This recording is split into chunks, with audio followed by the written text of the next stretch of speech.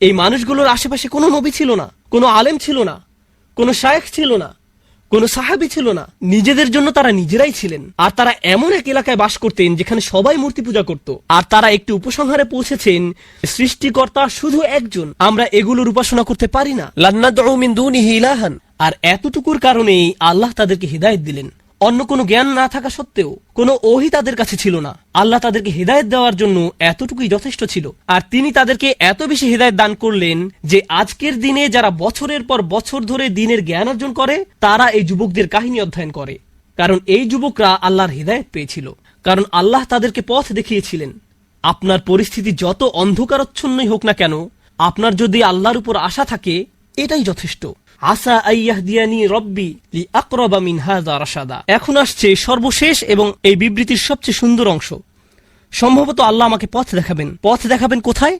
কোন দিকে পথ প্রদর্শন করবেন? লিআকরাবা মিন হাযা রাশাদা। এর ভাষা এত বেশি গভীর অর্থবোধক, আমার পক্ষে খুতবায় তো আর ব্যাকরণ শেখানো সম্ভব নয়, কারণ আপনাদের মাথা ব্যথা শুরু করবে।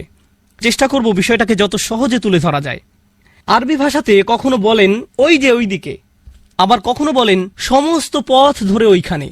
যখন বলেন সমস্ত পথ ধরে ওইখানে, অর্থাৎ আর গন্তব্য পর্যন্ত পথ দেখিয়ে যাব। আর যদি বলেন ওই যে ওইদিকে, এর মানে হলো প্রথমে এখানে, তারপর ওখানে, তারপর ওখানে। কিন্তু যদি বলি সমস্ত পথ ধরে ওইখানে, এর মানে ওইখানেই আপনাকে যেতে হবে, এরপর আর কোথাও আপনাকে যেতে হবে না। যখন লাম ব্যবহার করা হয়, আসা আইয়াহদিয়ানি রব্বি লি আকরাবা, এই লাম ইঙ্গিত করে এটা হলো আল মুনতাহা। এর চেয়ে উচ্চতর আর কিছু চাওয়ার নেই এই দুনিয়ায়। এটা যদি পেয়ে যাও, শ্রেষ্ঠ আর কিছু পাওয়ার নেই। যদি ইলা শব্দটি ব্যবহার করা হতো, অর্থ হতো তোমাকে প্রথমে ওইখানে যেতে হবে, তারপর অন্য কিছুর উদ্দেশ্যে। সুতরাং এই আয়াতে আমি আপনি এমন কিছু প্রার্থনা করছি, এমন কিছু চাচ্ছি যার চেয়ে উত্তম আর কিছু নেই। এটাই চূড়ান্ত সমাপ্তি। এখন সেই চূড়ান্ত সমাপ্তিটি কি? লিআকরাবা মিন হাযা, এটার চেয়ে নিকটবর্তী। আমি আশা করছি আল্লাহ আমাকে পথ দেখাবেন এটার চেয়ে চূড়ান্ত সমাপ্তির আরো নিকটে। এটা বলতে কি বোঝানো হয়েছে? এখন আমি যে অবস্থায় আছি, চলুন বোঝার চেষ্টা করি এখানে আসলে কি বোঝানো হচ্ছে।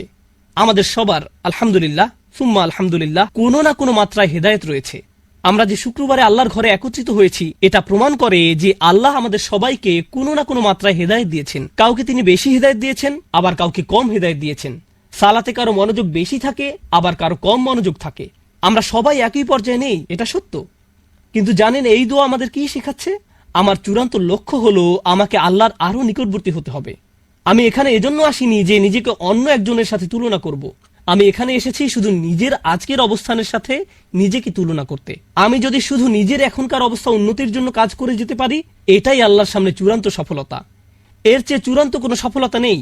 আপনি কোনোদিন নিখুঁত হবেন না, আমিও কোনোদিন নিখুঁত হতে পারবো না। আমরা যা করতে পারি তা হলো আরেকটু ভালো হওয়া, এরপর আরেকটু ভালো, এরপর আরেকটু ভালো।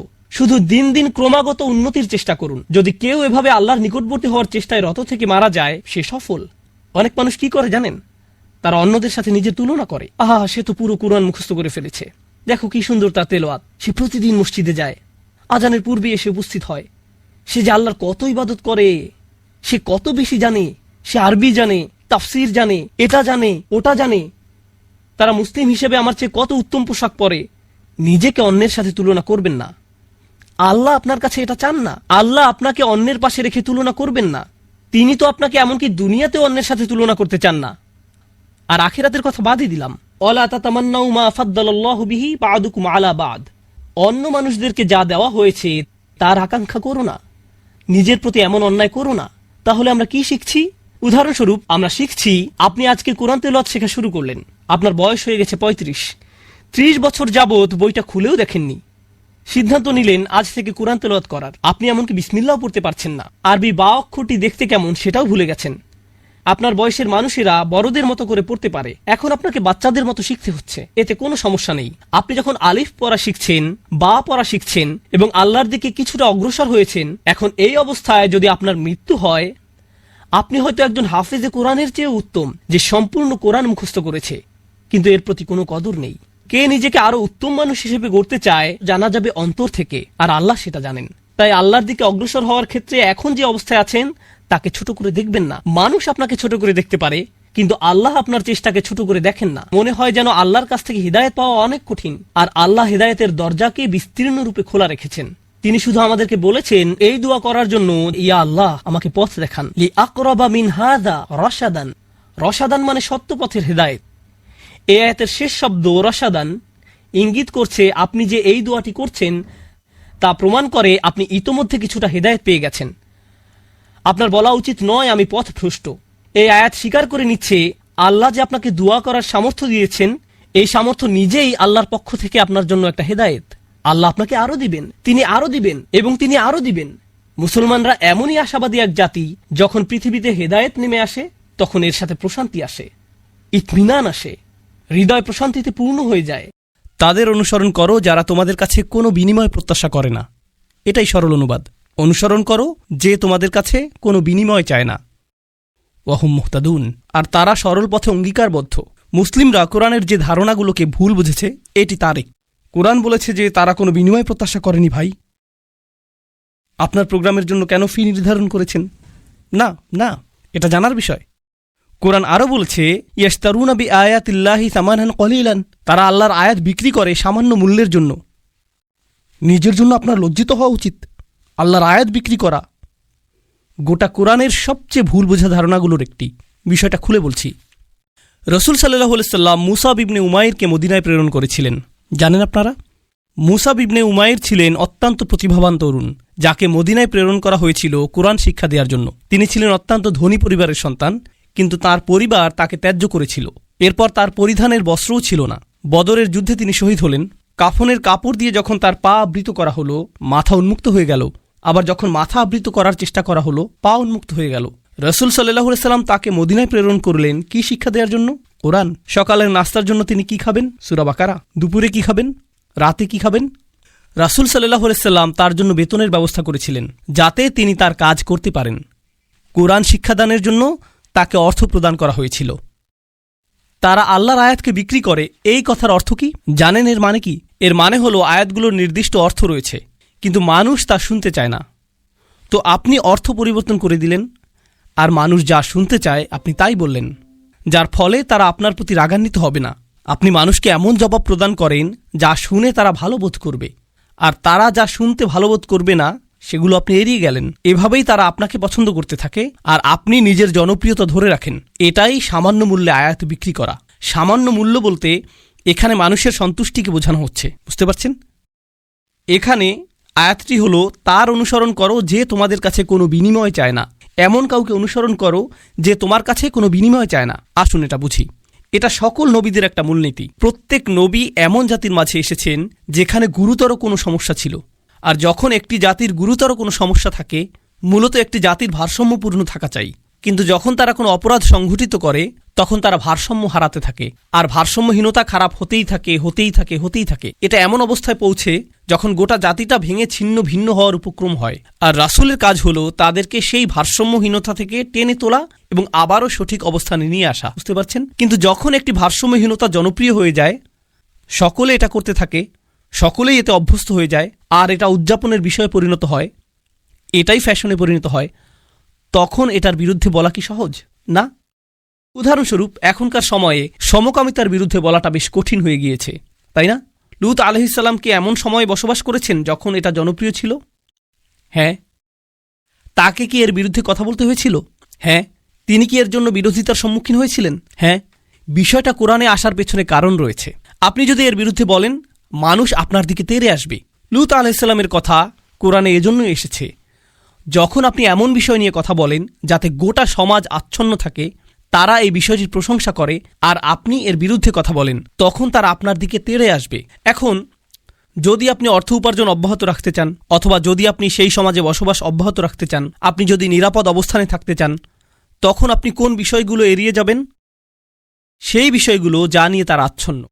আপনি অন্য কোনো বিষয় নিয়ে কথা বলবেন। লূত আলাইহিস সালাম শুধু পিতামাতার প্রতি সৎ ব্যবহার নিয়ে কথা বলতে পারতেন। তিনি শুধু কথা বলতে পারতেন প্রতিবেশীর সাথে উত্তম আচরণ নিয়ে। তিনি শুধু নামাজ নিয়ে কথা বলতে পারতেন। যৌন পাপের বিষয়গুলো তিনি এড়িয়ে যেতে পারতেন, কারণ এগুলো ছিল অতি বিতর্কিত, তাই না? তিনি যদি এটা করতেন তাহলে কি তিনি ঝামেলায় পড়তেন? না, কোনো ঝামেলা হতো না। আর প্রসঙ্গক্রমে তিনি কিন্তু এখনও ভালো কাজ নিয়েই কথা বলছেন। পিতামাতার প্রতি সদাচরণ একটি ভালো কাজ, নামাজ পড়া একটি ভালো কাজ, দানশীলতা একটি ভালো কাজ। তো কেন তাকে এমন বিষয়বস্তু বেছে নিতে হলো যা তাকে ঝামেলায় ফেলবে? আসলে এটাই একজন রাসূলের কাজ। তারা এসেছেন এই বিষয়গুলো নিয়ে কথা বলার জন্য, যা নিয়ে অন্য কেউ বলার সাহস করবে না। আর আল্লাহর পক্ষ থেকে তারা রায় দিবেন, ওয়াল কুরআনিল হাকিম।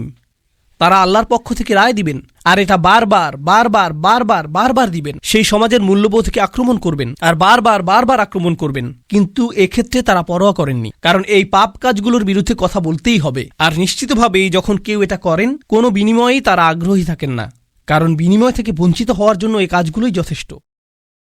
মাল্লা ইয়াসআলুকুম আজরন, তাদেরকে অনুসরণ করো যাদের কোনো স্বার্থ নেই, কারণ এটা জনপ্রিয় হওয়ার পথ না, এটা ধ্বংসপ্রাপ্ত হওয়ার পথ।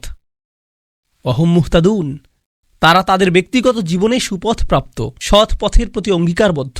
এখন বিষয়টি বুঝুন, সৎ পথের প্রতি অঙ্গীকারবদ্ধ। রাসূলগণ ছিলেন বক্তা, কিন্তু বক্তা আর কারা আছেন? আপনারা কি সমাজের অন্য বক্তাদের কথা বলতে পারেন? স্কলাররা? ইসলামী পরিবেশের বাইরের কথা বলছি। রাজনীতিবিদরা হলেন বক্তা, তাই না? ঠিক আছে, তো রাসূলগণ আপনাকে রীতিনীতি নিয়ে বলেন, সমাজ পরিবর্তন নিয়ে বলেন, তাই না? রাজনীতিবিদরাও কি কখনো কখনো সমাজ পরিবর্তন নিয়ে কথা বলেন? অবশ্যই। কিন্তু যখন রাজনীতিবিদরা সমাজ পরিবর্তনের কথা বলে, আমরা দেশের উন্নতি করতে চাই, আমরা জাতির উন্নতি করতে চাই, আমরা এটাকে শক্তিশালী করতে চাই, ইত্যাদি ইত্যাদি ইত্যাদি, তারপর আপনি যখন তাদের ব্যক্তিগত জীবন পর্যবেক্ষণ করেন, আপনি কি পান? আপনি পান দুর্নীতি। তো তাদের কথাগুলো অনেক উঁচু মানের, কিন্তু তাদের চরিত্র অনেক নিচু।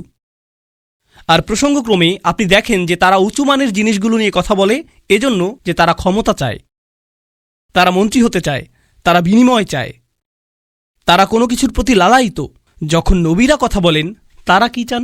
তারা শুধু চান ন্যায় বিচার, তারা শুধু চান সত্য, আপনার কাছ থেকে কোনো বিনিময় চান না। আর উপরন্তু আপনি যদি নবীদের ব্যক্তিগত জীবনের দিকে লক্ষ্য করেন, তারা সর্বদাই সঠিক পথের প্রতি অঙ্গীকারবদ্ধ ছিলেন। ওয়াহুম মুহতাদুন, তো বাণীটি নিখুঁত এবং বাণীবাহকও নির্ভেজাল। এই ধারণাটি কি আগেও শেখানো হয়েছিল? হ্যাঁ, ইন্নাকা লামিনাল মুরসালিন আলা সিরাতিম মুস্তাকিম। আরেকবার পুনরালোচনা, কোরআন এরকমটাই করে, আয়াতগুলো পরস্পর সম্পর্কযুক্ত। এখন পরের আয়াতে অমালি, অর্থাৎ আমার কি সমস্যা হয়েছে, সেই মানুষটি এখনো কথা বলছেন, সেই রজুল, সেই আদর্শ ব্যক্তি, আল্লাহর ইচ্ছায় যার নাম আমরা কোনো একদিন জান্নাতে জানতে পারব। তিনি বলেছেন, আমার কি সমস্যা হয়েছে? লা আবুদুল্লাযী ফাতারানি, আমি কি সেই সত্তার উপাসনা করব না যিনি অস্তিত্বহীন অবস্থা থেকে আমাকে গড়েছেন? ওয়া ইলাইহি তুরজাউন, আর তোমাদের সকলকে তারই কাছে ফিরিয়ে নেওয়া হবে। এখন মালি, In Arabic we say وَمَالِي لَا أَفْعَلْ التي شأنها أن يريدها। ইবনে আশুর এটা উল্লেখ করেছেন যে যখন কেউ বলে আমার কি সমস্যা হয়েছে যে আমি এটা অথবা সেটা অথবা অন্য কিছু করব, এর অর্থ হলো কেউ তাকে বলেছে যে এই তোমার কি সমস্যা হয়েছে, তুমি কেন ধর্ম ত্যাগ করেছো, আর সে তার দিকে ফিরে এর জবাব দিচ্ছে। তো প্রকৃতপক্ষে উক্তিটি যদিও লিপিবদ্ধ হয়নি, কিন্তু তার বক্তব্যের ধরন দেখে আমরা বুঝতে পারছি, এই তোমার কি সমস্যা হয়েছে, কেন তুমি এই মিথ্যা ধর্মের পক্ষে কথা বলছো? আর তিনি তার দিকে ফিরে বলছেন, আমার এমন কি হয়েছে যে আমি তার উপাসনা করব না যিনি আমাকে সৃষ্টি করেছেন, আর তোমাদের সকলকেও তার কাছে ফিরিয়ে নেওয়া হবে। এটা উপলব্ধি করো যে তোমাদেরকেও ফিরিয়ে নেওয়া হবে। বাক্যটি শুরু হয়েছে আমার কি সমস্যা হয়েছে এটা দিয়ে, শুরু হয়েছে তাকে দিয়ে, আর বাক্যটি শেষ হয়েছে তোমাদের সকলকে তার কাছে ফিরিয়ে নেওয়া হবে। তো তিনি কাকে দিয়ে শুরু করেছেন? নিজেকে দিয়ে। আপনি যদি মানুষের সাথে একাত্ম হয়ে গিয়ে এই বাণী তাদের কাছে প্রচার করতে চান, আপনাকে নিজের সম্পর্কে অনেক কিছু স্বীকার করতে হবে। মানুষকে আপনার এটা বলার সক্ষমতা থাকতে হবে যে তোমরা সমস্যার সম্মুখীন হবে। আমি যদি কাউকে পরামর্শ দিই ভ্রমণ সম্পর্কে, আপনি এই এয়ারলাইন্সে না গিয়ে অমুক এয়ারলাইন্সে যান। আমি যদি এমনটা বলে শুরু করি যে ভাই আমি এই এয়ারলাইন্সে গিয়েছিলাম, তারা এত বেশি দেরি করেছিল, তারা আমার লাগেজ হারিয়ে ফেলেছিল, অমুক এয়ারলাইন্সে যান, এটা কি পরামর্শটিকে বেশি আবেদনময় করে তুলছে? কারণ আপনি নিজের কথা প্রথমে বলেছেন, আর যেহেতু আপনি কোনো একটি অভিজ্ঞতার শিকার হয়েছেন, এখন আপনি ঐকান্তিকভাবে তার কল্যাণের জন্য তার কাছে আসছেন। কিন্তু যদি আপনি তার কাছে গিয়ে বলেন হে তুমি এই এয়ারলাইন্সে যাচ্ছ, তুমি একটা স্টুপিড, এটা কি এমন ব্যবহার যার ফলে মানুষ রাজি হবে? না, বরং এটা অপমানজনক। তিনি নিজের সম্পর্কে বলছেন, কারণ তিনি চান না যে তারা তাকে ঘৃণা করুক। তিনি ঘৃণার উদ্রেককারী কোনো কথা বলতে চান না, তিনি একপাশে কোনো কথা বলতে চান না, তিনি শুধু তার নিজের সম্পর্কে কথা বলতে চান। দেখো আমার দিক থেকে এটা হবে বড় ধরনের অপরাধ, দেখো আমার দিক থেকে এটা হবে বড় ধরনের অপরাধ যদি আমি তাকে উপেক্ষা করি যিনি আমাকে সৃষ্টি করেছেন। তোমরা সকলেও তার কাছে ফিরে যাচ্ছ। এটা কথা বলার খুবই ভালোবাসাপূর্ণ উপায়, যেটা তিনি ইতিমধ্যে শুরু করেছেন ইয়া কওমি বলার মাধ্যমে। এজন্যই তিনি তার জাতির প্রতি ভালোবাসার টানে ছুটে এসেছিলেন। তো তিনি বললেন ওমালি আলা আবুদুল্লাযী ফাতারানি ওয়া ইলাইহি তুরজাউন আত্তাখিযু মিন দুনিহি আলিহা, আমার কি তাকে ছাড়া অন্য কাউকে উপাস্য মানা উচিত? ইউরিদনির রহমান বিদুররিন, যদি আর রহমান বা অবিশ্বাস্য রকম দয়ালু সত্তা সিদ্ধান্ত নেন যে কোনো ক্ষতি নেমে আসবে, লা তুগনি আন্নি শাফাআতুহুম শাইআ, অন্য সকল মিথ্যা উপাস্য মিলে আমাকে মুক্ত করতে সক্ষম হবে না। তাদের সকলের মিনতি, তাদের সকলের মধ্যস্থতা, তাদের এই অনুরোধ যে হে আল্লাহ তাকে ছেড়ে দিন, সে আমার উপাসনা করত, এগুলোর কোনোটাই কাজে আসবে না। লা ইউনকিযুন, তারা আমাকে রক্ষা করতে পারবে না। যদি আল্লাহ আমার প্রতি অসন্তুষ্ট হন, এই সব প্রতিমা আমাকে পরিত্রাণ দিতে পারবে না, এই সব পৌরাণিক উপাস্যগুলো আমাকে রক্ষা করতে পারবে না। কেন আমি অন্য কারো কাছে যাব? জানেন তিনি এখানে কি করছেন? তিনি তাদের ধর্মের সমালোচনা করেছেন, তাই না? কারণ তারা অন্য উপাস্যে বিশ্বাস করে। কিন্তু এভাবে না বলে যে তোমাদের কি সমস্যা, কেন তোমরা এই সকল উপাস্যে বিশ্বাস করছো, তারা তোমাদের রক্ষা করতে পারবে না, এর পরিবর্তে তিনি বললেন কিভাবে আমি এই সকল উপাস্যে বিশ্বাস করতে পারি? তারা আমাকে সাহায্য করতে পারবে না। কাকে? আমাকে। আমি শুধু আমার নিজেকে নিয়ে চিন্তিত। আত্তাখিযু মিন দুনিহি আলিহা ইন ইউরিদনির রহমান, যদি আর রহমান আমার উপর কোনো ক্ষতি নামানোর সিদ্ধান্ত নেন। প্রথমত তিনি আমি সর্বনামটি ব্যবহার করেছেন, কারণ এখন তিনি তাদের মূর্তিগুলো নিয়ে কথা বলবেন। আপনি অন্য মানুষের ধর্ম নিয়ে কথা বলতে পারেন যতক্ষণ এটা আপনার সাথে প্রাসঙ্গিক হয়। কেন এটা আপনার কাছে যুক্তিসঙ্গত মনে হয় না? তাদের সম্পর্কে না, বরং আপনার সম্পর্কে। এই জিনিসটা আমার কাছে যুক্তিসঙ্গত মনে হয় না, এই জিনিসটা আমার সাথে যায় না, এটা আমি আমার নিজের জন্য সঙ্গতিপূর্ণ মনে করি না। কেন আপনি এভাবে কথা বলবেন? কারণ আপনি এটাকে আত্ম অহংকারের প্রতিযোগিতায় পরিণত করতে চান না। এখানে দ্বিতীয় বিষয়টি হল আর রহমান, যদি আর রহমান অকল্যাণ দেওয়ার সিদ্ধান্ত নেন, তারা আমাকে রক্ষা করতে পারবে না। দাঁড়ান, আর রহমান শব্দটির অর্থ কি? যিনি অকল্যাণ দেন। এর অর্থ কি? আর রহমান অর্থ যিনি দয়ালু, যিনি যত্ন করেন, যিনি ভালোবাসা প্রদর্শন করেন। তো কেন তিনি বলছেন যে আর রহমান যদি কোনো অকল্যাণ করতে চান? আর রহমান শব্দটি এবং ক্ষতি শব্দটি একে অপরের সাথে যায় না, তাই না? তারা একসাথে যায় না। জানেন তিনি তাদেরকে কি বলেছেন? তোমরা আর রহমানকে নিয়ে এর আগে উপহাস করেছ। তোমরা বলেছ মা আনজালার রহমান মিন শাই, আর রহমান কোনো কিছু প্রেরণ করেননি। তারা ইতিমধ্যেই এই নামটি ব্যবহার করেছে। তার নাম অবিশ্বাস্য রকম ক্ষমাশীল এবং অত্যাধিক ক্ষমাশীল, কিন্তু এর অর্থ এই নয় যে তার অকল্যাণ সাধন করার ক্ষমতা নেই। আপনি তার নাম থেকে সুযোগ নিতে পারবেন না, আর ভাবতে পারবেন না যে কোনো কিছুই হবে না। আরে ভাই, আল্লাহ মহান, কোনো সমস্যা হবে না। কিছু মানুষ আল্লাহর সাথে আপোষ মীমাংসা করতে চায়। আমি আল্লাহর জন্য এত কিছু করি, আমি যদি সামান্য কয়েকটি বিষয় কখনোই না করি, এতে কোনোই সমস্যা নেই। আল্লাহর এটা বোঝা উচিত। আসলেই তার বোঝা উচিত। এমনভাবে কথা বলছেন যে তিনি এটা বুঝেন না। আপনি কি আল্লাহ সম্পর্কে এভাবে কথা বলার অবস্থানে রয়েছেন? হ্যাঁ, কারণ তিনি আর রহমান। ওকে, তাহলে দেখা যাবে এজন্যই আপনি কোরআনের সবচেয়ে কঠোর আয়াতগুলোর মধ্যে আর রহমান শব্দটি পাবেন, যাতে আপনি এই বিষয়টি বুঝে নিতে পারেন যে অবিশ্বাস্য রকম ক্ষমাশীল হওয়ার গুণটি তাকে ন্যায় বিচার থেকে বিরত রাখবে না এবং তার কর্তৃত্বকেও খর্ব করে না। আর প্রসঙ্গক্রমে এই আয়াতে তিনি আসলেই আর রহমান। কেন জানেন? কারণ আল্লাহর একজন বান্দা, প্রত্যেক মানুষই আল্লাহর বান্দা, সে স্বীকার করুক আর নাই করুক। যখন আল্লাহর একজন বান্দা পাপের উৎসে পরিণত হয়, তখন সে হয় এই পৃথিবীতে ক্যান্সারের মতো, যে পাপ কাজ ছড়াতে থাকে। আর তখন আল্লাহ অন্য সকল সৃষ্টির প্রতি রহমা প্রদর্শন করেন তাকে সরিয়ে ফেলার মাধ্যমে। এটাও আর রহমান নামের অন্তর্ভুক্ত। কখনো তার দয়া প্রদর্শিত হয় অন্য সকল সৃষ্টির প্রতি, যখন তিনি তাদেরকে রক্ষা করেন আপনার কাছ থেকে। ইন ইউরিদনির রহমান বিদুররিন লা তুগনি আন্নি শাফাআতুহুম শাইআ। সুবহানাল্লাহ। এখন আমরা তার বক্তব্যের প্রায় শেষে রয়েছি। ইন্নী ইযাল্লা ফী যালালিম মুবিন। যদি এমনটাই হয়, যদি আমি আল্লাহ ছাড়া অন্য কারো উপাসনা করি, যদি আমি অন্য উপাস্য গ্রহণ করি, তাহলে আমি সুস্পষ্ট বিভ্রান্তিতে পড়ে যাব। আমি সম্পূর্ণরূপে বিভ্রান্ত হয়ে যাব। তিনি বিভ্রান্ত নন। তিনি বলছেন তোমরা সবাই বিভ্রান্ত, কিন্তু তিনি তাদেরকে আঘাত করতে চাইছেন না। তাই তিনি বলছেন আমি অত্যন্ত বিভ্রান্তিতে পড়ে যাব যদি আমি এমনটা করি। ইন্নী আমানতু বিরব্বিকুম, আমি ঈমান এনেছি তোমাদের প্রভুর প্রতি, তোমাদের প্রতিপালকের প্রতি। তিনি বলেননি যে আমি ঈমান এনেছি আমার প্রভুর প্রতি, আমার প্রভুর প্রতি। তিনি বলেছেন আমি ঈমান এনেছি তোমাদের প্রভুর প্রতি। তিনি আমি থেকে তুমিতে পরিবর্তন করলেন। আমি আপনাদেরকে একটা সমীকরণ দিচ্ছি। আমি যোগ তুমি সমান সমান আমরা। আমি যোগ তুমি সমান কি? আমরা। তো তিনি শুরু করেছেন আমি দিয়ে, তিনি যাচ্ছেন তুমিতে, কারণ তিনি এর দ্বারা কি বোঝাচ্ছেন? আমরা পৃথক নই। আমি চাই আমরা সবাই যেন সুখী হই। আমি চাই আমরা সবাই যেন আল্লাহর কাছে পরিত্রাণ পাই। এটা আমি বনাম তোমরা নয়, এটা আমি এবং তোমরা। দাওয়াতি কাজ মানে প্রতিপক্ষ নয়, এর অর্থ বিতর্ক নয়, এর অর্থ যুক্তিতর্ক নয়। আমরা এটাকে এগুলোতে পরিণত করেছি। আমি একটি দাওয়াতি প্রোগ্রাম করতে চাই যেখানে আমি খ্রিস্টানদের সাথে বিতর্ক করব। আপনার কোথাও ভুল হচ্ছে, এটা এভাবে কাজ করে না। এর জন্য একটা নির্ধারিত অবস্থান রয়েছে, তবে এটাকে দাওয়াতি কাজ বলে না, এটাকে বলে জিদাল। এর জন্য কোরআনের ভিন্ন শব্দ রয়েছে, আর সেটা হলো সর্বশেষ পন্থা। আমরা শুরুতেই এটা করব না, কখনোই করব না। তো এখন তিনি বলছেন, ইন্নী আমানতু বিরব্বিকুম, আমি তোমাদের সকলের প্রভুর প্রতি ঈমান এনেছি, তোমাদের সকলের প্রভুর প্রতি ঈমান এনেছি। ফাসমাউন, আমার কথা শোনো, আমার কথা শোনো। 3 জন রাসূল কথা বলেছেন, আর তিনি বলছেন আমার কথা শোনো, আমি যা বলছি তা শুধু শোনো। কখনো কখনো আমি শিক্ষক হিসাবে এই বিষয়টা খেয়াল করি। আমি আরবি শেখাই অথবা চেষ্টা করি। ধরুন ছাত্ররা সামনে বসে শিখছে, আর তখন একজন সহকারী আসলো, শিক্ষকের সহকারী একজন আসলো, আর ছাত্রদের কাঁধে হাত রেখে বলল, মনোযোগ দিয়ে পড়ো। আমি কিন্তু মনোযোগ দিতে বলিনি। একজন সহকারী এসে বলল, মনোযোগ দিয়ে পড়ো। এর কি কোনো প্রভাব রয়েছে? হ্যাঁ। এর কি ভিন্ন ধরনের প্রভাব রয়েছে? হ্যাঁ।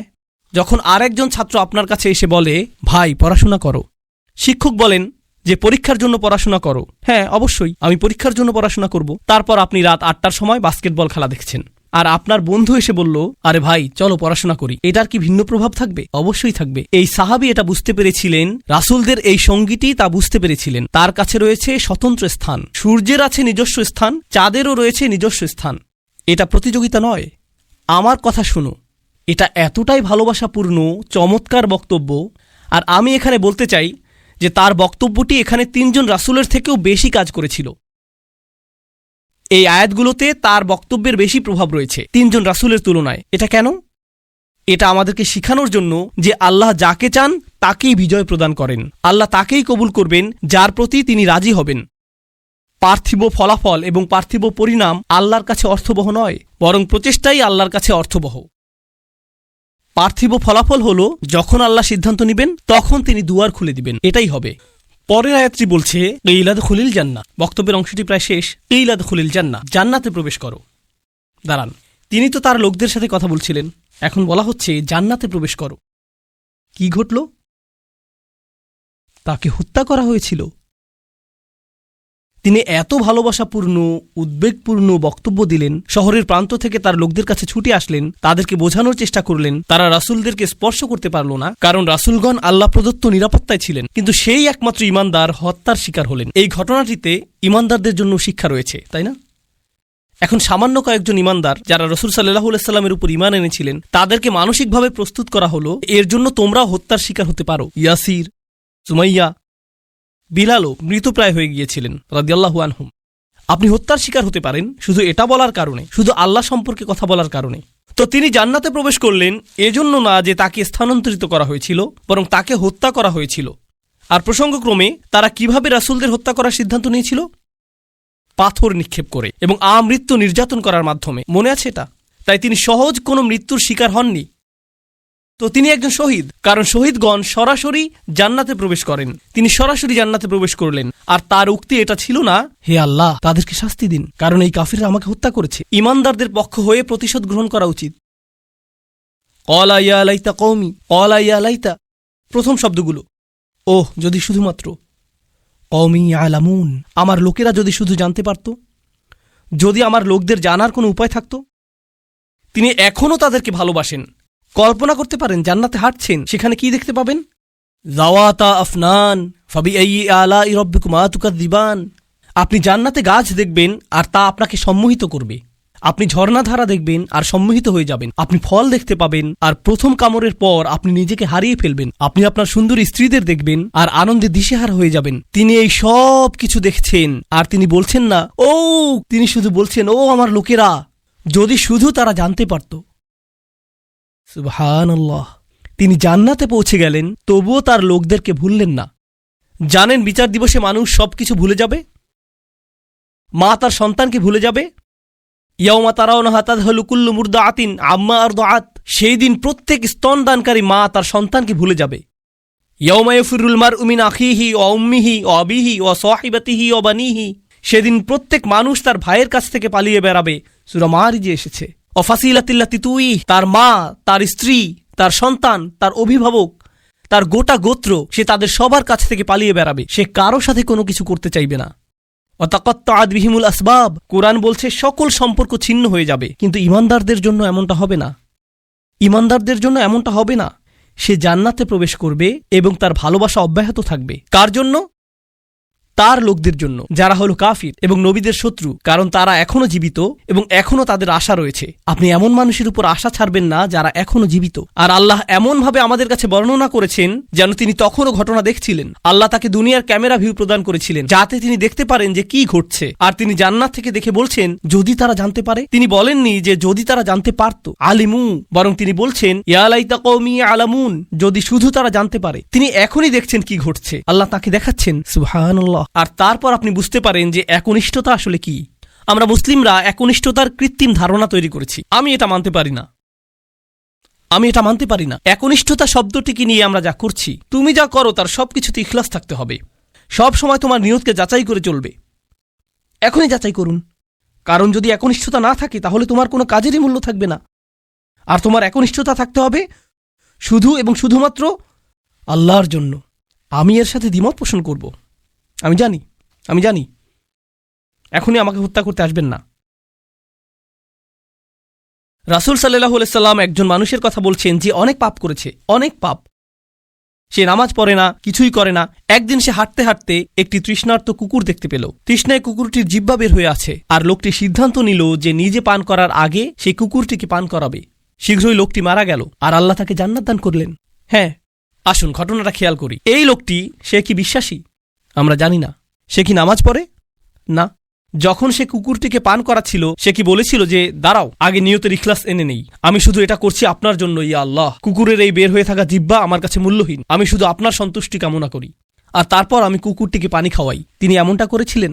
তিনি শুধুই কুকুরটির জন্য খারাপ বোধ করেছিলেন এবং কুকুরটিকে পানি পান করিয়েছিলেন, তাই না? তো কুকুরটির জন্য তার উদ্বেগের ব্যাপারে তিনি একনিষ্ঠ ছিলেন, তার ইখলাস ছিল, তাই না? এখানে এই ঈমানদারটি তার লোকদেরকে ভালোবাসেন, কিন্তু তিনি কি বলেছেন যে এটা যদি আল্লাহর জন্য না হতো তাহলে আমি আমার লোকদের ঘৃণা করতাম। তিনি এজন্য তাদেরকে ভালোবাসেন কারণ তারা তারই লোক, আর এটাই তার লোকদের জন্য একনিষ্ঠতা। ইবাদতের ক্ষেত্রে আল্লাহর প্রতি আপনার একনিষ্ঠতা থাকতে হবে, আপনার পিতামাতার প্রতি আপনার একনিষ্ঠতা থাকতে হবে, শুধু আল্লাহর জন্য না, বরং এজন্য যে তারা আপনার পিতামাতা। আপনার একনিষ্ঠতা থাকতে হবে অন্য মুসলিমদের জন্য, কারণ তারা আপনার মুসলিম ভাই। আপনার একনিষ্ঠতা থাকতে হবে আপনার প্রতিবেশীর জন্য। আপনার একনিষ্ঠতা থাকতে হবে আপনার কাজের প্রতি, আপনার লেখাপড়ার প্রতি। আপনার একনিষ্ঠতা থাকতে হবে আপনার ব্যবসায়ের অংশীদারের প্রতি। এই সব কিছুই একনিষ্ঠতা। আপনি কৃত্রিমভাবে এটা বানাতে পারবেন না। না, আমি তোমার বন্ধু হতে পারবো না, কারণ এটা আল্লাহর সন্তুষ্টির জন্য না। আমরা শুধু একসাথে বাস্কেটবল খেলবো, আর এটা আখিরাতে আমার কোনো কাজে আসবে না। আমি জানি না কে এই অদ্ভুত কথা আপনাকে শিখিয়েছে। যখন আপনি আপনার নিয়ত যাচাই করছেন বাস্কেটবল খেলায় বল ছোড়ার আগে, কারণ এতে কোনো ইখলাস নেই, এটা এইভাবে কাজ করে না। আমাদের নিয়তের পরিচ্ছন্নতা থাকতে হবে, এটা নিশ্চিত। আমাদের নিয়তকে পুনরায় যাচাই করতে হবে, এটা নিশ্চিত। একনিষ্ঠতার গণ্ডি আল্লাহর প্রতি একনিষ্ঠতার চেয়েও অনেক বেশি। এই একনিষ্ঠতা তার সকল সৃষ্টির প্রতিও প্রযোজ্য। মানুষের প্রতি আপনার নিয়ত পরিচ্ছন্ন থাকতে হবে, কৃত্রিমভাবে নয়। তো এই ছিল তার নিজের লোকদের প্রতি ভালোবাসা, এমনকি জান্নাতে যাওয়ার পরও। এখানে আল্লাহ আসলে বর্ণনা করছেন যে মানুষের প্রতি ভালোবাসা হলো জান্নাতি মানুষের গুণ। আমি আবারও বলছি, নিজের লোকদের প্রতি ভালোবাসা হলো জান্নাতি মানুষের গুণ। তো যখন আপনি এমন মুসলিম দেখেন যারা সবসময় মানুষের প্রতি রাগান্বিত, তারা সবসময় অন্য মুসলিমদের প্রতি রাগান্বিত, তারা নিজেদের পরিবারের প্রতি রাগান্বিত, তারা সবচেয়ে বেশি রাগান্বিত অমুসলিমদের প্রতি, তারা রাগান্বিত, এটা জান্নাতি মানুষের গুণ না। ইয়া লাইতা কওমি আলামুন। এখন তিনি এই বক্তব্যটি দিলেন তার লোকদের প্রতি। আমরা এমনকি তার নামও জানি না, আর তার কথাগুলো কিয়ামত পর্যন্ত পাঠ করা হবে। এখন আপনার এবং আমার কথোপকথনগুলোর কথা ভাবুন। আমরা কথা বলি আইফোন নিয়ে, আমরা কথা বলি গাড়ি নিয়ে, আমরা কথা বলি খেলাধুলা নিয়ে। এই কথাগুলো কোথায় যাবে? এই কথাগুলো কি চিরদিন থেকে যাবে? না। এগুলো কি পৃথিবীতে কোনো কল্যাণ নিয়ে আসবে? না। জানেন এই সম্পর্কে ভাবতে গিয়ে আমি কি উপলব্ধি করছি? আল্লাহর কাছে কথা হলো অমূল্য রত্ন। লোকটি কোনো নবী নন, তবুও তার কথা কোরআনে সংরক্ষিত হয়ে আছে। আল্লাহ কি অন্য জিনিসে সংরক্ষিত রাখেন? অকুল্লা শাইইন আহসাইনাহু ফি ইমামিম মুবিন। আল্লাহ বলছেন যে আমি সবকিছুই সংরক্ষণ করে রাখি, তিনি সবকিছুই সংরক্ষণ করে রাখেন। তো কোন জিনিসটি আপনি সংরক্ষণ করে রাখতে চান? ভালো কিছু, কোনো একনিষ্ঠ পরামর্শ? আপনাকে কি ব্যাপক জ্ঞানের অধিকারী হতে হবে ভালো কিছু বলার আগে? এই মানুষটির কি ভালো কথা বলার আগে অনেক অনেক ডিগ্রির প্রয়োজন হয়েছিল? বিষয়টি জটিল নয়, শুধু ভালো মানুষ হন। লক্ষ্য করুন কেমন চমৎকারভাবে কোরআন সন্নিবেশিত। যখন তিনি জান্নাতে গেলেন আর তিনি বললেন যদি আমার লোকেরা জানতে পারে, পরের আয়াতে তিনি বলছেন বিমা গফারলি রব্বি ওয়া জাআলানি মিনাল মুকরামিন, সেই ক্ষমা যা আমার প্রভু আমাকে প্রদান করেছেন আর আমাকে তাদের অন্তর্ভুক্ত করেছেন যাদেরকে সম্মানিত করা হয়েছে। তিনি জান্নাতের দুটি জিনিসের কথা বলছেন, ক্ষমা এবং সম্মান। সূরার শুরুতে এসেছে ফাবাশশিরহু বিমাগফিরাতিন ওয়া আজরিন কারীম। সূরার শুরুতে আল্লাহ বলছেন কোন এক স্থানের সেই একাকী ঈমানদারদেরকে অভিনন্দন প্রদান করো যে সে পাবে ক্ষমা এবং সম্মানসূচক প্রতিদান। মনে আছে সেটা? ক্ষমা এবং সম্মানসূচক প্রতিদান। এখন সূরার মাঝখানে এই মানুষটি জান্নাতে পৌঁছে গেলেন এবং বললেন ইয়া আল্লাহ, আপনি আমাকে ক্ষমা প্রদান করেছেন এবং সম্মানিতদের অন্তর্ভুক্ত করেছেন। পুনরালোচনা, নিখুঁত পুনরালোচনা, এটাকে বলা হয় কুরআনের ইহকাম ওয়াল কুরআনিল হাকিম। এই আয়াতগুলো নিয়ে শেষে একটি বিষয় আমি আসলেই ভালোবাসি, তা হলো যখন তিনি তার লোকদের সাথে কথা বলছিলেন তিনি বললেন ইন্নী আমানতু বিরব্বিকুম, আমি ঈমান এনেছি তোমাদের প্রভুর প্রতি, আমি ঈমান এনেছি তোমাদের প্রভুর প্রতি। কিন্তু যখন তিনি জান্নাতে প্রবেশ করলেন তিনি বললেন বিমা গফারলি রব্বি, আমার প্রভু। একই মানুষের কথা। এখন তিনি বলছেন আমার প্রভু। যখন তিনি জান্নাত দেখলেন, যখন তিনি জান্নাতে প্রবেশ করলেন, যখন তিনি ক্ষমা লাভ করলেন, যখন তিনি আল্লাহ প্রদত্ত সম্মানের অধিকারী হলেন। প্রসঙ্গক্রমে কারো দ্বারা সম্মানিত হওয়ার অর্থ কি? কিভাবে আপনি কারো দ্বারা সম্মানিত হতে পারেন বলতে পারেন আমাকে? স্বীকৃতি পাওয়া। হ্যাঁ, কারো স্বীকৃতি পাওয়া। কেউ আপনাকে অভিবাদন জানালো, কেউ আপনার সাথে কর্মর্দন করতে আসলেন, এটা দ্বারা তিনি আপনাকে সম্মানিত করলেন, তাই না? আমি এখনই বলে দিচ্ছি, সামনের আয়াতগুলোতে এটা আসবে। সেখানে আল্লাহ বলছেন সালামুন কওলাম মির রব্বির রহিম, এই সূরাতেই। আরো পরে আল্লাহ বলছেন তিনি তোমাদেরকে বলবেন সালাম। তো শুরুতে তিনি বলছেন আমি তোমাদেরকে প্রদান করব সম্মানিত প্রতিদান, সম্মানিত প্রতিদান, সম্মানিত প্রতিদান। সেই সম্মানিত প্রতিদানটি কি? কতটা সম্মানিত এটা হতে পারে? আমি কি একটা মেডেল পাবো? কোনো সার্টিফিকেট দেয়া হবে পরীক্ষায় পাশ করার পর যেমনটা দেয়া হয়? কি সার্টিফিকেট আপনি পাবেন? আপনি পাবেন সালাম, আল্লাহর পক্ষ থেকে। এটাই আপনি পাবেন। তো যখন তিনি তা পেলেন তিনি ভুলে গেলেন যে এই প্রভু অন্য কারো প্রভু, তিনি শুধু তারই প্রভু। আমার প্রভু আমাকে ক্ষমা প্রদান করেছেন, আমার প্রভু আমাকে সম্মানিতদের অন্তর্ভুক্ত করেছেন, তিনি আমার প্রভু এবং শুধুই আমার প্রভু। সুবহানাল্লাহ। একজন ঈমানদারের কি চমৎকার চিত্র এটা। এখন এটা ঘটেছে জান্নাতে, কিন্তু মূল ঘটনাটা চলমান থাকার কথা কোথায়? এই পৃথিবীতে। কি ঘটেছিল এখানে? এখন আল্লাহ যা করবেন তা অত্যন্ত কঠোর। মনোযোগ দিয়ে শুনুন, কারণ এটা মুসলিমদের আরেকটা ভুল ধারণা। এ কারণে এই সূরাটি আমি বেছে নিয়েছি। যখনই আমি কোনো সূরা বেছে নেই আমি উপলব্ধি করি যে আল্লাহ আমাদের সমসাময়িক এত এত সমস্যার জবাব দিয়েছেন, এটা অবিশ্বাস্য। যদি মুসলিমরা কোথাও আক্রমণ করে অথবা কোনো কিছু বিস্ফোরণে উড়িয়ে দেয় আর অন্য মুসলিমরাও এতে মারা যায়, তাহলে তারা তো জান্নাতেই প্রবেশ করবে, এতে কোনো সমস্যা নেই। আমি এই যুক্তি শুনেছি। এই পরিস্থিতির শিকার হয়ে যদি মুসলিমরা অথবা নিরীহ মানুষ মারা পড়ে, আল্লাহ তো জানেনই, তিনি তাদেরকে জান্নাতে পাঠিয়ে দিবেন। তাই এখানে কোনো ক্ষতি হয়নি, কারণ জান্নাত দুনিয়ার চেয়ে উত্তম।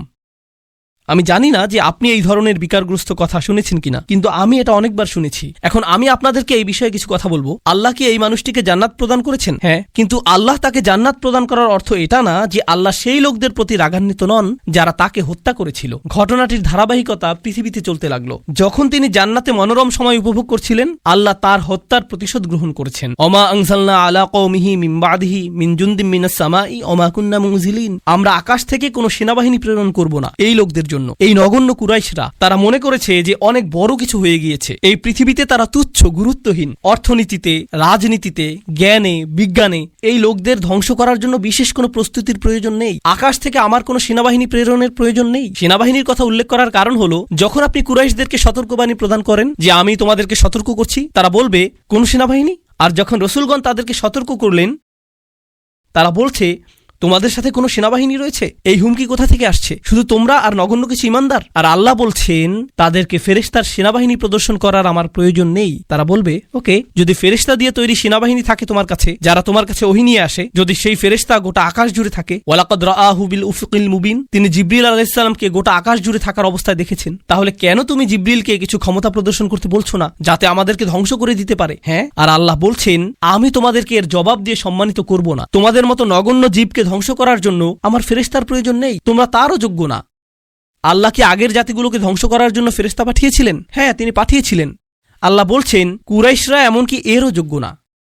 এ কাজে ফেরেশতাদের সময় নষ্ট করার মতো যোগ্যও কুরাইশরা না যে আল্লাহ কাউকে ডেকে বলবেন, হেই যাও এদেরকে ধ্বংস করো। না না না, সময় নষ্ট করো না। ইন কানাত ইল্লা সাইহাতান ওয়াহিদাতান, এটা একটা বিকট বিস্ফোরক শব্দ ছাড়া আর কিছুই ছিল না। প্রচণ্ড একটা শব্দ। আপনারা জানেন বিস্ফোরণ আসলেই প্রকাণ্ড শব্দ তৈরি করে। এটা ছিল শুধু সেই রকম একটা বিস্ফোরক, এটা ছিল সেই রকম একটা বিস্ফোরক শব্দ। ফাইদা হুম খামিদুন, আর তাদেরকে নিভিয়ে দেয়া হলো, তারা সম্পূর্ণরূপে নিভে গেল। সয়হা হলো তীব্র কোনো শব্দ। আর এই আয়াতটিতে চমৎকার সাহিত্যিক বৈপরীত্য ফুটে উঠেছে। কারণ যখন আপনি কোরআনের সুমধুর বাণী শুনতে অস্বীকৃতি জানান, আর যখন এই জাতিগুলো তাদের রাসূলদের চমৎকার কণ্ঠ শুনতে অস্বীকৃতি জানিয়েছিল, তখন একমাত্র যেই শব্দ তারা শোনার যোগ্য তা হলো বিস্ফোরণের শব্দ। আর তারপর আল্লাহ বলছেন ফাইদা হুম খামিদুন, এটা অসাধারণ একটা শব্দ। হুমুদ এবং হুমুদ দুইটি শব্দ রয়েছে আরবিতে। শীতকালে যখন রাতে আগুন জ্বালান আর এভাবে নিভান, এটাকে বলা হয় হুমুদ। আর আপনি যদি তা নিভান আর লালচে হলুদ বা কমলা রঙের সামান্য পরিমাণ কয়লা জ্বলন্ত থেকে যায়, তাকে বলা হয় হুমুদ। কিন্তু যখন আপনি একবারে তা নিভিয়ে ফেলেন, এটা সম্পূর্ণ নিভে যায়, একেবারে নিভে যায়, এমনকি সামান্য কয়লাও জ্বলন্ত থাকে না, এটা সম্পূর্ণ নিভে গেছে, এটাকে বলা হয় এমন আগুন যা হলো খামিদাহ। খামিদাহ ফাইদা হুম খামিদুন, তারা সম্পূর্ণ নিশ্চিহ্ন হয়ে গেল। এমন একজনও থাকবে না যে মৃত্যুর পূর্বে মাটিতে গড়াগড়ি দিতে থাকবে। তারা নিঃশেষ হয়ে যাবে, সবাই একসাথে, যেভাবে একটি আগুন নিভানো হয়। আর প্রসঙ্গক্রমে তাদের মৃত্যুকে আগুন নিভানোর সাথে তুলনা করার মাধ্যমে তাদেরকে তুলনা করা হয়েছে আগুনের সাথে। আর আপনি যদি তাদেরকে আগুনের সাথে তুলনা করেন, তাহলে এর অর্থ হল তারা বিপজ্জনক। আপনি যদি আগুনকে জ্বলতে দেন, আগুন কি হবে? ছড়িয়ে পড়বে। তাই অন্য সকল জাতির প্রতি রহমা এবং করুণাস্বরূপ আল্লাহ সিদ্ধান্ত নিলেন যে এই ক্যান্সার, এই আগুনকে নিভিয়ে ফেলতে হবে। ফাইদা হুম খামিদুন, আর এটা ছিল একজন ইমানদারকে হত্যার পরিণাম। তো এখন দ্বিতীয় এই অনুচ্ছেদটির উপসংহারে এসেছে, ইয়া হাসরাতান আলাল ইবাদ মা ইয়াতিকুম মির রাসূলিন ইল্লা কানু বিহি ইস্তাহজিউন। মানুষের জন্য বিষয়টা কতটা পরিতাপের। আল্লাহ নিজে এটাকে পরিতাপের বিষয় হিসেবে বিবেচনা করছেন। তিনি সেই জাতিকে নিশ্চিহ্ন করে দিয়ে বলেননি যে দেখেছো আমি কি করতে পারি, বরং তিনি বলছেন সেটা একটা পরিতাপের বিষয়। আরবিতে হাসরা বলতে বোঝায় It means هي شدة الندم والتألم والتحسر والحزن على ما مضى. এর দ্বারা আসলেই গভীর দুঃখ প্রকাশ বোঝায় অতীতে ঘটে যাওয়া সবকিছুর জন্য। আল্লাহ নিজে এটাকে পরিতাপের বিষয় বলেছেন। কেন তারা উপদেশ গ্রহণ করল না? আলাল ইবাদ, বান্দাদের জন্য কি সাংঘাতিক পরিতাপের বিষয়। তিনি তাদেরকে বান্দা বলছেন। কেন তিনি বান্দা বললেন? কেন তিনি বললেন না যে ইয়া হাসরাতান আলাল কুফার, কি পরিতাপের বিষয় কুফফারদের জন্য, অবিশ্বাসীদের জন্য। তিনি তাদেরকে বান্দা বললেন। জানেন কেন? কারণ মানব সত্তার গভীরে প্রত্যেক মানুষের সম্ভাবনা রয়েছে আল্লাহর বান্দা হওয়ার। এটা কতটা পরিতাপের বিষয়। এটা তোমার ভিতরেই ছিল, এটা অতিরিক্ত কোনো বিষয় নয় যা তোমাকে বাইরে থেকে আনতে হবে। আমি ইতিমধ্যেই তা তোমার ফিতরাতের মধ্যে দিয়ে দিয়েছি। কেন তুমি এটাকে চালু করলে না? তুমি নিজেই অন বাটন চাপতে পারতে। মা ইয়াতিহিম মির রাসূলিন, এমন কোন রাসূল তাদের কাছে আসেনি। ইল্লা কানু বিহি ইস্তাহজিউন, তারা শুধুই যা করেছে তা হলো তাদেরকে উপহাস। যখনই একজন রাসূল এসেছেন তারা তাকে নিয়ে উপহাস করেছে। এখন এই আয়াতে আল্লাহ বলেননি যে তারা রাসূলদের হত্যা করেছে অথবা তারা রাসূলদের হুমকি দিয়েছে। তিনি বলেছেন যে তারা রাসূলদের নিয়ে উপহাস করেছে। কিন্তু এর আগে আপনারা শিখেছেন তারা বলেছিল যে তারা রাসূলদের হুমকি দিবে, তারা তাদেরকে অভিশাপ হিসেবে গণ্য করবে। মনে আছে সেটা? কিন্তু এখানে যখন পরিতাপের বিষয়টি আসলো, তিনি বলছেন যে এই আযাবের সম্ভাবনার সূচনা হয়েছে তাদেরকে উপহাস থেকে। যখন একটি জাতি রাসূলদের নিয়ে উপহাস করা শুরু করে, তখন থেকে তাদের ধ্বংসের সময় গণনার জন্য ঘড়ির কাঁটা চালু হয়ে যায়। তাদের ধ্বংসের প্রথম ধাপ হলো মূলত কার্টুনে যেরকম ডিনামাইট বোমার ছবি আঁকা থাকে, যেখানে বুঝতে পার, যখন তারা রাসূলদের নিয়ে উপহাস করে এটা শুরু হয়ে যায়। এটাই এখানে বলা হয়েছে, রাসূলদের নিয়ে উপহাস করবেন না, কারণ এর অর্থ আপনি নিশ্চিহ্ন হওয়ার জন্য রাস্তা ধরেছেন। এখন যখন আল্লাহ বলছেন কত রাসূল এসেছে কিন্তু তারা ঈমান আনেনি, তারা শুধু উপহাস করেছে। আপনি সূরাটির শুরুতে শিখেছেন ওয়াসাওয়াউন আলাইহিম আনযারতাহুম আম লাম তুনদিরহুম লা ইউমিনুন। ধারণাটি পুনরায় জোরদার হচ্ছে। কি পরিতাপের বিষয়, এত রাসূল এসেছেন কিন্তু মানুষ উপদেশ শুনে না। আলাম ইয়ারাউ কাম আহলাকনা ক্বাবলাহুম মিনাল কুরুন, তারা কি দেখেনি তাদের পূর্বে কত শহর আমরা ধ্বংস করে দিয়েছি, কত জাতি ইতোমধ্যে ধ্বংসপ্রাপ্ত হয়েছে, তারা কি তা দেখে না? তিনি কাকে উদ্দেশ্য করে বলছেন? তিনি রাসূল সাল্লাল্লাহু আলাইহি সাল্লামের সময়ের লোকদের উদ্দেশ্য করে বলছেন এবং বলছেন যে কেন তারা ইতিহাস পর্যবেক্ষণ করে না, কেন তারা দেখে না যে যা রয়েছে তাদের পেছনে। তারা কি দেখেনি? না, তারা দেখেনি, কারণ তাদের পেছনে একটি দেয়াল রয়েছে। তিনি বলেছেন আন্নাহুম ইলাইহিম লা ইয়ারজিউন, তারা তাদের কাছে ফিরে আসবে না। কিছু তাফসীরকারক এই আয়াতটিকে চমৎকারভাবে বিশ্লেষণ করেছেন। চমৎকার একটা বিশ্লেষণ এটা।